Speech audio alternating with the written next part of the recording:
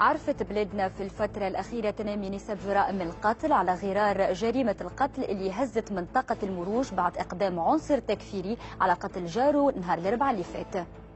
جدت يوم الأربعاء 25 جانفي 2017 جريمة قتل بجهة المروج جنوب العاصمة. ذهب ضحيتها شاب على يد شخص اللي أقدم على جريمته باستعمال سكين كبيرة الحجم وين طعن الهالك على مستوى القلب، شيء اللي أدى إلى وفاته. كلمه خويا صغير يا أخي كي جاء معاه ولد خالته في يديه سيف.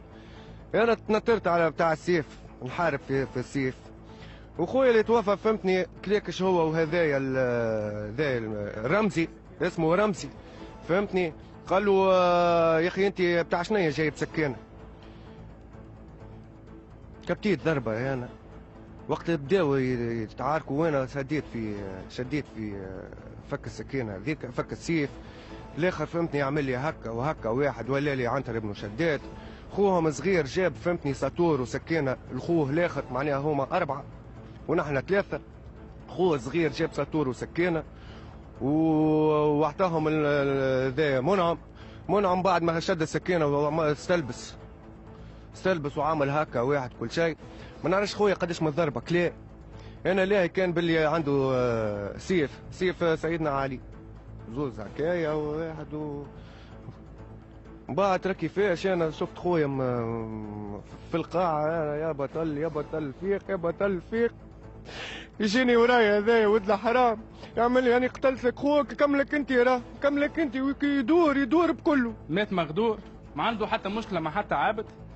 راهو خونا ماهوش صاحبنا بالرسمي مظلوم، ما عنده فيها حتى حكايه. انسان كان قاعد في قهوه يلعب معانا في الرميق، لا عنده لا شرب لا عنده حتى شيء. اللي وصلوا الكل راهو على حكايه شرب ولا 7 عنات، راهو الكل باش نتلهوا بهم ونشكيو بهم. راهو ما ثماش منها الحكايه ذيا. راهو ذايا خويا محمد الحبيب خونا قاعدين في القهوه. ذايا خويا اللي باش نحكي لكم فيرسيون صحيحه، راهو اكثر من خويا.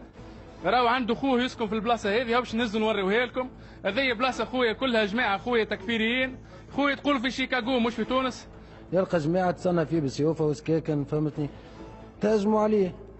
هو ماشي على اساس فهمتني باش يروح لداره ومرته، خايف على مرته خاطرها وحدها، خايف عليها يعرفهم خاطر هما غاديك الناس حاجيك مارك فهمت.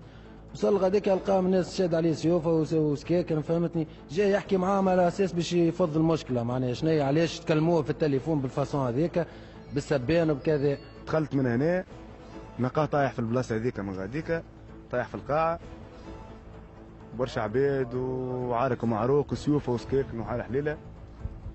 هزيته من هنا خرجت بيه هزيته سبيطار الحروق البالغه اقرب حاجه هذيك معناها نتاع باش يسعفوه. خلطت به للسبيطار توفى. هذا وأكد مصدر أمني لنسمة أنه يوم ارتكاب الجريمة أعطت النيابة العمومية إنابة عدلية للإدارة الفرعية للبحث في القضايا الإجرامية بالجرجاني لمتابعة الملف، وما زال الجاني في حالة فرار ومحل متابعة. كما أكدت مصادر موثوقة أنه الجاني عائد من ليبيا والاحتياطات أمنية تحت الإقامة الجبرية.